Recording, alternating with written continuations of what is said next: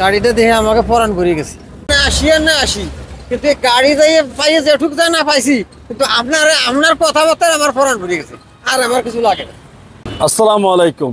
Sell update, আলহামদুলিল্লাহ বাইকটা বিক্রি হয়ে গেল। ভদ্রলোক কোথা থেকে আসছে, কিভাবে আসছে, না আমার পরিচয় জানাম। আসসালামু আলাইকুম। ওয়ালাইকুম আসসালাম। আপনার নাম? সাদ্দাম হোসেন। বাবার নাম? আবুল বশার মোল্লা। কোথা থেকে আসছেন? গোপালগঞ্জ, কাশিয়ানি থেকে। গাড়িটা কেমন লাগলো? খুব সুন্দর লাগছে। ভালো লাগছে? জি আলহামদুলিল্লাহ। কেমন লাগতেছে নিজের কাছে এখন? জি খুব আনন্দ লাগতেছে। তাই না? জি। পাশে কে? আমার বাবা। আসসালামু আলাইকুম। ওয়ালাইকুম আসসালাম রাহমাতুল্লাহি ওয়া বারাকাতুহু। কেমন লাগলো বাইকটা? গাড়িটা দেখে আমাকে পরাণ করে গেছে, পরাণ ঠান্ডা হয়ে গেছে এমনি।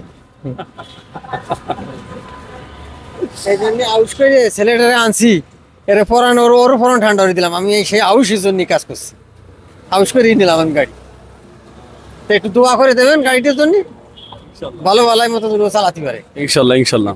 আর কিছু চাই না আপনাকে। আচ্ছা ঠিক আছে। কি করেন এখন বর্তমানে? পড়ালেখা করি।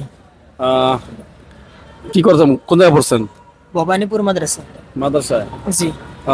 হেফজ শেষ করছেন? জি হেফজ শেষ করছি। এখন কি লাইনে আছেন?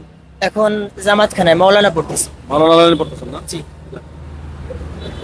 একটা কোরআনের পাখি, কোরআনে হাফেজ, আলহামদুলিল্লাহ।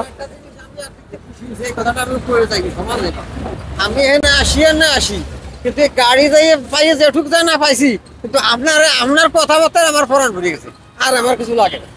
এই আমার সবচেয়ে ভালো। যাক আলহামদুলিল্লাহ। বাপ ছেলের জন্য অবশ্যই আপনারা দোয়া করবেন। গাড়ি কিনতে স্যার আসতে স্যার এই আমি কই যে ফারুক ভাই কাছে যাচ্ছি, আমি তো করে নিই। অবশ্যই বাপ ছেলের জন্য দোয়া করবেন ইনশাল্লাহ।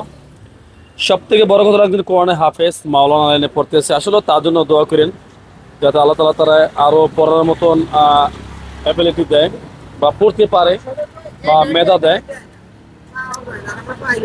আমাদের কোরআনের পাখির খুব অভাব, বাস্তবে কথা বলছেন। তা যাই হোক, আলহামদুলিল্লাহ। এই হাফেজের জন্য দোয়া করবেন, আপনাদের জন্য আমরাও দোয়া করি, তার বাপের জন্য দোয়া করবেন। সব থেকে বড় কথা হাফেজের কথা শুনি, ভিতরে হৃদয়টা কম্পন সৃষ্টি হয়ে যায়। কারণ আমার ছেলেও তো একজন হাফেজ, আর একজন পড়তেছে একজন। ভালো লাগে ভাই। কি চাই কোন জীবনে? বসবাস করার জন্য হালকা পাতলা কিছু টাকা পয়সা আর খাওয়া নেই তো নাকি? তা যাই হোক, তারপরও একটা কথা, যে আখেরাতের জন্য কামাই করতে হয়।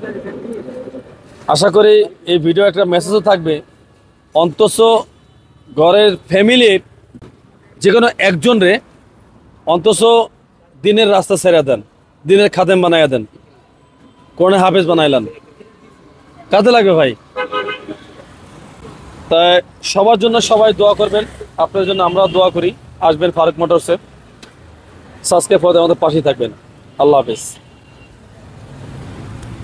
ধন্যবাদ ভাইজান। দোয়া করি।